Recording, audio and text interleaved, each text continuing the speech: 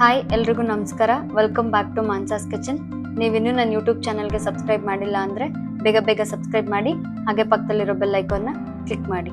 ನಾನು ಇವತ್ತಿನ ವಿಡಿಯೋದಲ್ಲಿ ಬಸಳೆ ಸೊಪ್ಪಿನ ಪಕೋಡ ಮಾಡೋದು ಹೇಳ್ಕೊಡ್ತೀನಿ. ಬನ್ನಿ ಹೇಗೆ ಮಾಡೋದು ನೋಡೋಣ.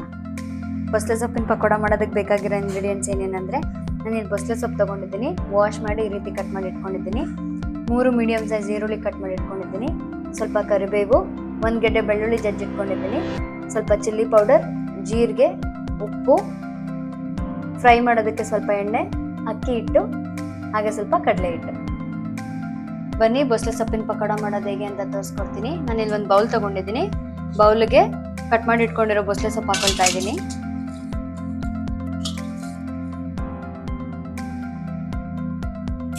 ಹಾಗೆ ಕಟ್ ಮಾಡಿ ಇಟ್ಕೊಂಡಿರೋ ಈರುಳ್ಳಿ ಹಾಕೊಳ್ತಾ ಇದ್ದೀನಿ.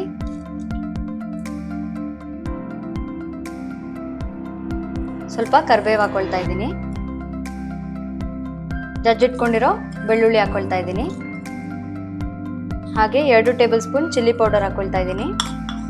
ಖಾರ ಜಾಸ್ತಿ ಬೇಕು ಅನ್ನೋರು ಸ್ವಲ್ಪ ಜಾಸ್ತಿ ಹಾಕೊಳ್ಳಿ, ಮೀಡಿಯಂ ಖಾರ ತಿನ್ನೋರು ಸ್ವಲ್ಪ ಹಾಕೊಳ್ಳಿ.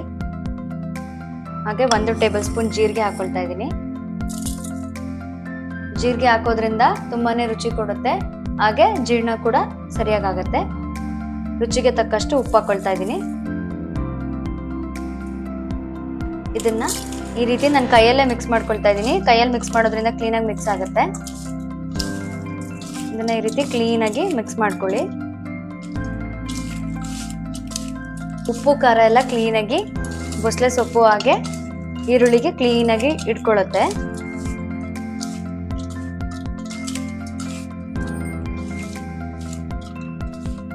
ಬಸಳೆ ಸೊಪ್ಪು ತುಂಬ ಒಳ್ಳೆಯದು, ಬಾಯಲ್ಲಿ ಹುಣ್ಣಾಗಿರೋರಿಗೆ ಎಲ್ಲ ತುಂಬ ಹೆಲ್ಪ್ ಆಗುತ್ತೆ. ಕಹಿ ಏನಿರಲ್ಲ, ಈ ರೀತಿ ಮಾಡ್ಕೊಂಡು ತಿಂದರೆ ತುಂಬಾನೇ ಚೆನ್ನಾಗಿರುತ್ತೆ. ನಾನು ಇವಾಗ ಇದಕ್ಕೆ ಒಂದು 3 ಟೇಬಲ್ ಸ್ಪೂನ್ ಅಷ್ಟು ಅಕ್ಕಿ ಹಿಟ್ಟು ಆ್ಯಡ್ ಮಾಡ್ಕೊಳ್ತಾ ಇದ್ದೀನಿ. ಅಕ್ಕಿ ಹಿಟ್ಟು ಆ್ಯಡ್ ಮಾಡ್ಕೊಳ್ಳೋದ್ರಿಂದ ಆ ಕ್ರಿಸ್ಪಿನೆಸ್ ಬರುತ್ತೆ. ಹಾಗೆ ಒಂದು 4 ರಿಂದ 5 ಟೇಬಲ್ ಸ್ಪೂನ್ ಅಷ್ಟು ಕಡಲೆ ಹಿಟ್ಟು ಆ್ಯಡ್ ಮಾಡ್ಕೊಳ್ತಾ ಇದ್ದೀನಿ.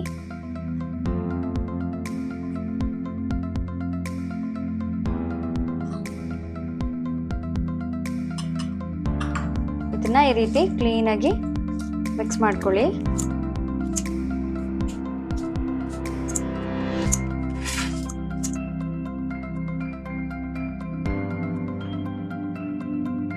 ಈ ಅಕ್ಕಿ ಹಿಟ್ಟು ಕಡಲೆ ಹಿಟ್ಟು ಕ್ಲೀನಾಗಿ ಈ ರೀತಿ ಬಸಳೆ ಸೊಪ್ಪಿಗೆ ಈರುಳ್ಳಿಗೆಲ್ಲ ಅಂಟ್ಕೊಂಡ್ಮೇಲೆ ಇದಕ್ಕೆ ಸ್ವಲ್ಪ ವಾಟರ್ ಆ್ಯಡ್ ಮಾಡಿಕೊಂಡು ಕ್ಲೀನಾಗಿ ನೀವು ಬೋಂಡ ಕಲ್ಸ್ಕೊತಿರಲ್ಲ ಆ ರೀತಿ ಕಲ್ಸ್ಕೋಬೇಕು.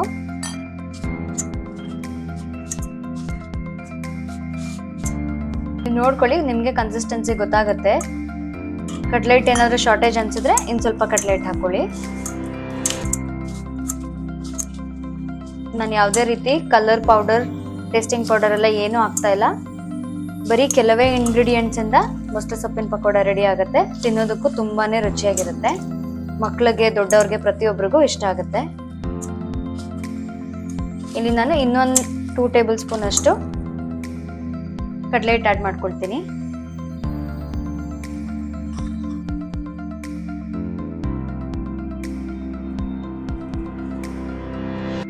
ಅದಕ್ಕೆ ಇವಾಗ ಒಂದು ಸ್ವಲ್ಪ ವಾಟರ್ ಆ್ಯಡ್ ಮಾಡಿಕೊಂಡು ಕ್ಲೀನಾಗಿ ಮಿಕ್ಸ್ ಮಾಡ್ಕೊಳ್ತೀನಿ.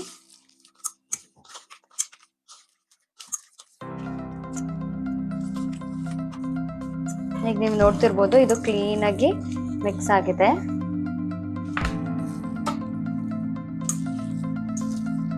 ಈ ರೀತಿ ಕ್ಲೀನಾಗಿ ಮಿಕ್ಸ್ ಮಾಡಿದ ನಂತರ ಇದನ್ನ ಒಂದು 10 ರಿಂದ 15 ನಿಮಿಷ ಹಾಗೆ ಮ್ಯಾರಿನೇಟ್ ಆಗೋದಕ್ಕೆ ಒಂದು ತಟ್ಟೆ ಕ್ಲೋಸ್ ಮಾಡಿ ಇಟ್ಬಿಡೋಣ. ಇವಾಗ ನೋಡೋಣ, ಇದು ಕ್ಲೀನಾಗಿ ಮ್ಯಾರಿನೇಟ್ ಆಗಿದೆ.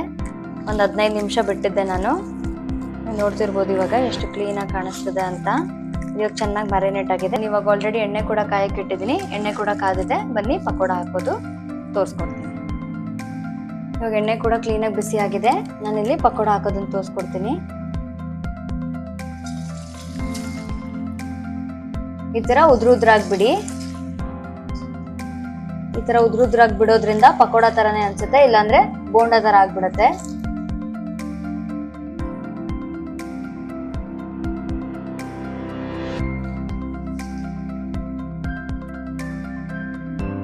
ಇದನ್ನ 10 ಸೆಕೆಂಡ್ ತಿರ್ಗ್ಸಕ್ ಹೋಗ್ಬಿಡಿ. ಹಾಕಿದ ತಕ್ಷಣ ತಿರ್ಗಿಸ್ಬೇಡಿ.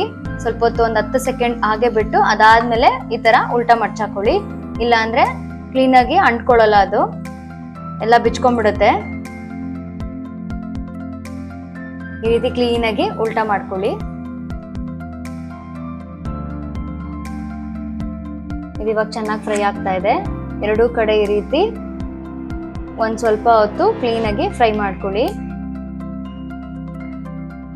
ಬಸಳೆ ಸೊಪ್ಪು ತುಂಬಾನೇ ಒಳ್ಳೇದು ಆರೋಗ್ಯಕ್ಕೆ. ಇದಿವಾಗ ಎರಡೂ ಕಡೆ ಕ್ಲೀನ್ ಆಗಿ ಫ್ರೈ ಆಗಿದೆ. ನಾನು ಇವಾಗ ಇದನ್ನ ಒಂದ್ ಪ್ಲೇಟ್ಗೆ ತೆಗೆದಿಟ್ಕೊಳ್ತಾ ಇದ್ದೀನಿ.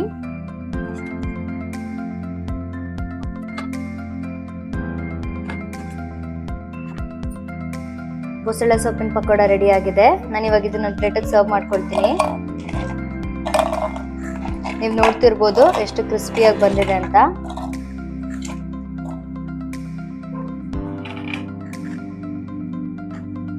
ತುಂಬಾನೇ ರುಚಿಯಾಗಿರುತ್ತೆ ಬಸಳೆ ಸೊಪ್ಪಿನ ಪಕೋಡ. ಇದ್ರಲ್ಲಿ ಯಾವುದೇ ರೀತಿ ಕಹಿ ಅಂಶ ಇರೋದಿಲ್ಲ. ಟ್ರೈ ಮಾಡಿ, ಟೇಸ್ಟ್ ಮಾಡಿ ನೋಡಿ. ನಾರ್ಮಲ್ ಬೇಕರಿಯಲ್ಲಿ ಸಿಗೋ ಪಕೋಡ ತರನೇ ಅನ್ಸುತ್ತೆ. ಹಾಗೆ ಇದರಿಂದ ತುಂಬಾನೇ ಉಪಯೋಗಗಳಿದೆ. ಆರೋಗ್ಯ ತುಂಬಾನೇ ಚೆನ್ನಾಗಿರುತ್ತೆ. ಬಾಯಲ್ಲಿ ಹುಣ್ಣಾಗಿದ್ರೆ ಇದನ್ನ ಮಾಡ್ಕೊಂಡು ತಿಂದ್ರೆ ಬೇಗನೆ ಕಡಿಮೆ ಆಗುತ್ತೆ.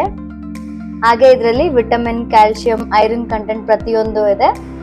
ನೀವು ಮನೇಲಿ ಒಂದ್ಸತಿ ಟ್ರೈ ಮಾಡಿ ನೋಡಿ. ನಿಮ್ಗೂ ತುಂಬಾನೇ ಇಷ್ಟ ಆಗುತ್ತೆ, ತುಂಬಾನೇ ರುಚಿಯಾಗಿರುತ್ತೆ. ಹಾಗೆ ಇದೇ ರೀತಿ ಬೇರೆ ಯಾವುದೇ ರೆಸಿಪೀಸ್ ಬೇಕು ಅಂದ್ರೂ ಕಾಮೆಂಟ್ ಸೆಕ್ಷನ್ ಅಲ್ಲಿ ಕಮೆಂಟ್ ಮಾಡಿ. ನೀವಿನ್ನೂ ನನ್ನ ಯೂಟ್ಯೂಬ್ ಚಾನಲ್ಗೆ ಸಬ್ಸ್ಕ್ರೈಬ್ ಮಾಡಿಲ್ಲ ಅಂದ್ರೆ ಬೇಗ ಬೇಗ ಸಬ್ಸ್ಕ್ರೈಬ್ ಮಾಡಿ. Thanks for watching. Thank you.